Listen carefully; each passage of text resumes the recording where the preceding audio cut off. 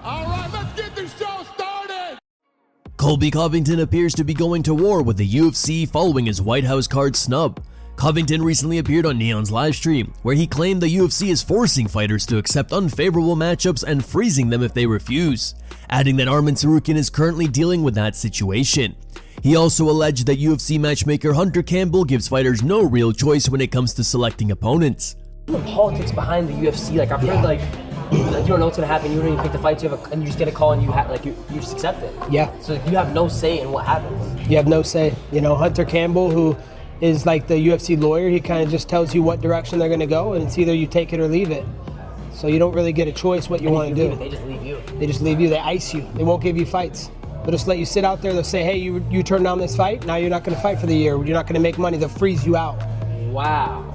Yeah. So you're forced to take whatever they give you, even if it's not a good move for your career, whatever it is. Yeah, even if it's not a good move and you don't think you're getting paid what you deserve, it doesn't matter. They say, hey, you either accept it, be a company man, or we'll just ice you and you don't get a fight to make money. I think Arman's getting iced right now? He's definitely getting iced because he turned down the title fight. He pulled out on the week of the fight when the UFC was selling this pay-per-view, and then he's the main event and he pulls out. Yeah, but a fight with him, especially with all the social media presence now, would go crazy. It would, yeah. Covington then spoke about what he described as the harsh reality of UFC contracts, claiming fighters have to accept the risk of death when they step into the octagon. First thing you do after you weigh in, you sign a contract that says, hey, if you die tomorrow in the UFC octagon, your family cannot sue us. You're assuming all the risk for your life. What? Yeah, right after you weigh in, you sign this contract that says, hey, if you die tomorrow, you're signing off that it's okay. You're taking the risk with your life to step in this cage tomorrow, and if you die, nothing can happen. That's one thing people don't realize and respect enough. Colby didn't stop there. He also alleged that UFC fighters don't receive royalties from the official video game, a claim that has been disputed by several fighters, including Demetrius Johnson, who has said he still receives payments. You ever use yourself in UFC, the video game? Nah, I never played the UFC. Your fighter's good. Is it? Yeah, he's tough. I'm pissed they don't give us any money or revenue from it, Dude, bro. what? Yeah, that's why I don't play. The fighters don't get cuts in the UFC game? No. Yeah. College football players are getting cuts from NCAA football, but UFC fighters don't get no cuts from any of the royalties in UFC. Crazy, right? Wow. They use our name and likeness on EA but UFC. Wait, but you can say, no, I don't want to be in the game, right?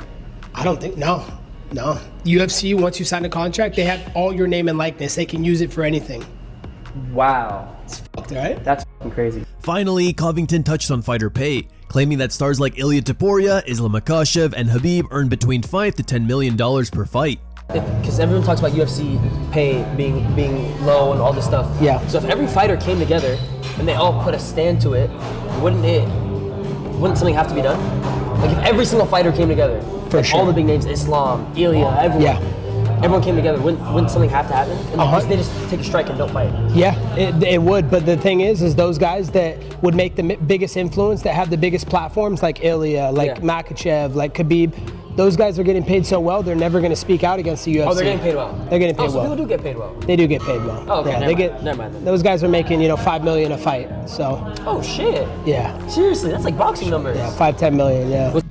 Mike Perry is set to earn the biggest payday of his career against Nate Diaz. On Monday, Jake Paul's promotion, Most Valuable Promotions, announced that Perry and Diaz will clash at an event on May 16th, headlined by Ronda Rousey versus Gina Carano. In a recent interview with Ariel Helwani, Perry revealed that this will be the biggest payday of his career by far, adding that his goal is to make more money with every fight. As far as MMA is concerned, will this be your best payday? Yeah, for sure. Best payday of your career, period? Yeah. Oh, wow. Okay, so this is huge. This is big for you. Yeah, and next one's always the best one, man. This is the next one. I've been saying that. It's locked in. I've been saying that for 20 years, I swear. So, next one's the best one. We always keep grinding, keep getting better, keep looking to be our best selves, and really show you guys what I can do. Perry also addressed his future in BKFC, saying he wants the kind of freedom fighters like Francis Ngannou and Diaz have, the ability to choose where and when he competes. Does this mean you're done with BKFC? Is this just like a quick detour? What does this mean for your BKFC future? I guess there are options here, right? Like, with a victory for me, depending on what MVP's MMA is looking like, or, You know, I've seen the stigma of what media has been talking about, and it's some guys having freedom. You know, this freedom that I happen to have, that Nate has, and Ngannou has, and it's a blessing. You know, I take it one fight at a time, and I'm looking. You know, I appreciate Nate for helping me get this matchup, and we're gonna clash, you know, and that's really cool. After all the hard work in my career, you know, I'm really looking to be my best self, and you know, just grow how I can and do what I can for my family. Joe Rogan and Dustin Poirier believe UFC fighters deserve to be paid more. Poirier recently appeared on Rogan's podcast, where the two shared their honest take on the ongoing debate surrounding fighter pay. Rogan compared the situation to stand-up comedy, explaining that comedians often earn around 80% of the revenue, while clubs take roughly 20%. He emphasized that without the comedians, there's no show, just like in MMA where fans are paying to watch the fighters compete. Daniel Cormier nearly backed out of his Russian reality TV show with Jon Jones when things escalated to a dangerous point during filming. Earlier this year, Cormier and Jones served as coaches on the Russian reality TV show Alpha MMA, which has become somewhat famous in MMA circles for the chaos that has ensued as other past coaches like Khamzat Chimaev, Nate Diaz, and Peter Yan took part. But perhaps the craziest thing that's ever happened on the show went down in the most recent episode, nearly causing Cormier to call it quits in the middle of filming. In the third episode of the season, released on Tuesday, things took a turn when two fighters with personal history came face to face and immediately started brawling. This set off a chain reaction of events where more fights broke out. In the chaos, one fighter, Sergey, who appeared to be trying to break up a fight, got blindsided with a punch, which led to him trying to grab a kitchen knife while screaming furious threats. The incident prompted a strong reaction from Cormier, who said he was ready to leave the show on the spot. However, Jones ultimately stepped in and helped calm things down, convincing DC to stay. Please, we all really crazy, need you, bro. I had to grab the knife from one of the guys. It was just really one of the most intense moments that I personally have seen being a part of this show for 2 seasons now. Right now, one of our coaches is debating on staying. Might give them their money back and stay home, man. I don't know if I can't do it. It's too much. Somebody's gonna get hurt bad. At the end of the day, Daniel Cormier is a big star in America. He's a father, he's a coach. It's his responsibility to make sure that his team is safe while they're out here. At the end of the day, this competition, we're all on the same team. I think for the first time, everybody on set kind of felt really unsafe. I know you guys have real conflicts, but ultimately our goal is to make good TV. If we lose one of our coaches, we can't make good TV. The fighting, the violence is a lot of fun, but nothing on this show is worth losing your life, whether that's in the ground or in jail. I understand how Daniel feels because when I see things like knives, I personally don't really want to be here either. So guys, please don't make it hard for myself or Daniel by making this show life-threatening. Thank you.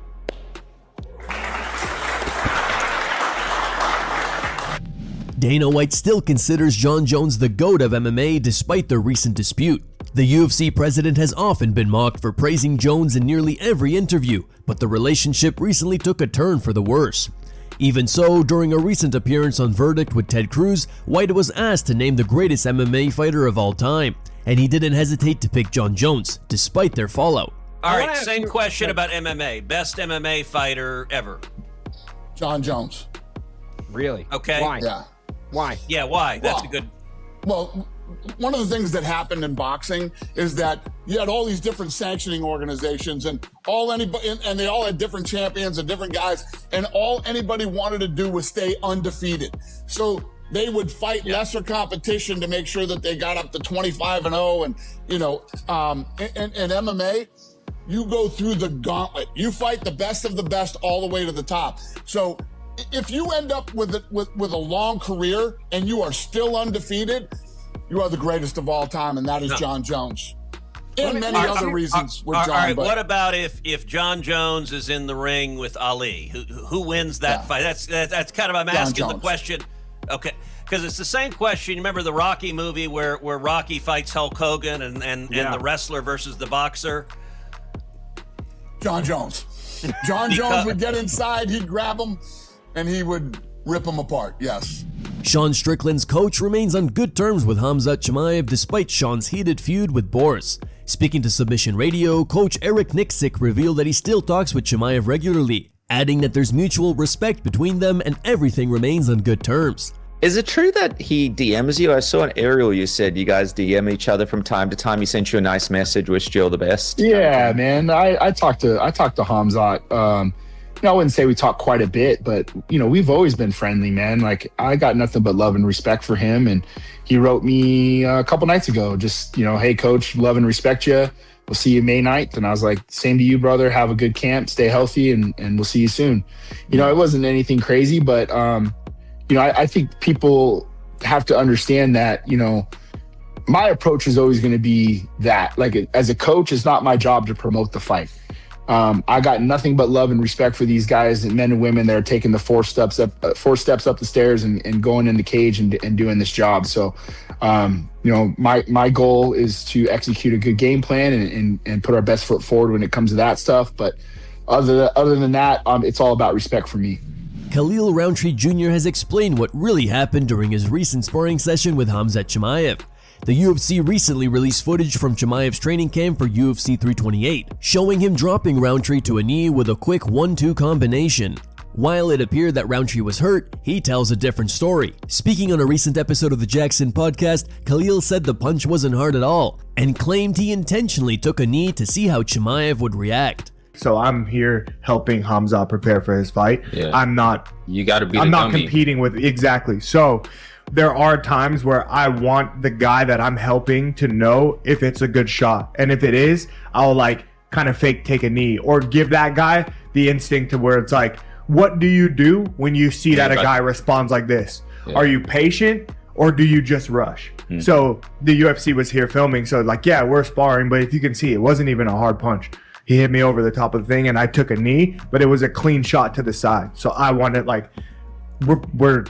we're drilling and training, but yeah, he didn't drop me, but the guy does hit hard, not to take any credit away from Khamzat. Max Holloway has officially been removed from the UFC pound-for-pound rankings. Following his loss to Charles Oliveira at UFC 326, Holloway is no longer listed in the UFC men's pound-for-pound rankings for the first time since December 14, 2016. His remarkable streak lasted 9 years, 3 months, and 3 days. Meanwhile, Arman Tsarukyan has re-entered the rankings, while Dricus du Plessis and Magomed Ankalaev each dropped 1 spot to number 12 and number 14, respectively. Charles Oliveira moved up 1 position to number 11.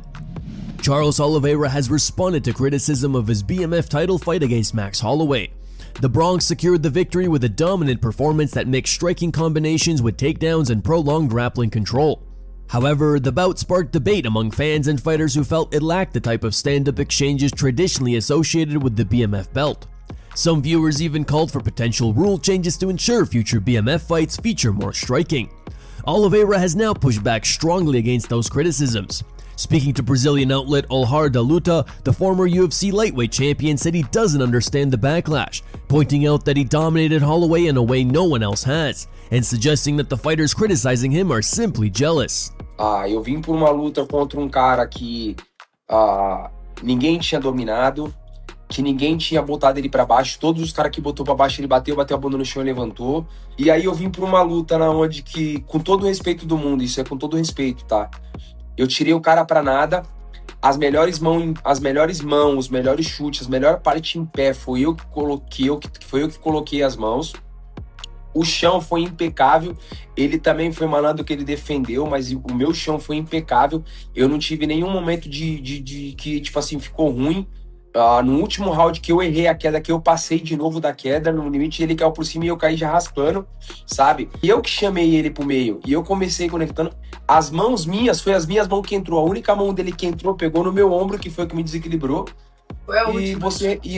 E tipo assim, eu recebi crítica que eu não troquei porrada, eu recebi crítica que só foi chão, eu recebi crítica que foi uma mal luta. Eu acho que pra quem é lutador, os lutadores, os profissionais, falar que aquilo foi uma má luta, eu acho que é inveja, porque dominar um cara como o Max Holloway, o nome do Max Holloway forte, 5 rounds. Eu acho que todos os rounds, eles não podiam nem ser 10-9, tinha que ser 10-8 brincando. Todos os rounds, por causa que, da forma que foi, do jeito do domínio que teve, né?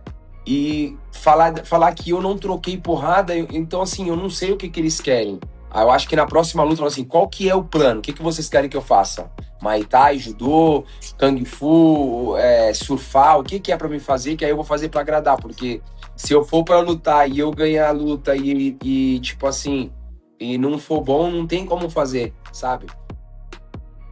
Here are the top 3 memes found on the internet. Number 3 meme was posted by OK Necessary. Number 2 meme was posted by Fun Training.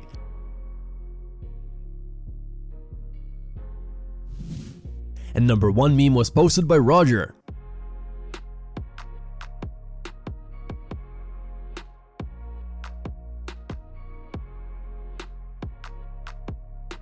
Thank you guys for watching. Don't forget to like this video and subscribe to the channel for your daily dose of MMA. Catch you tomorrow.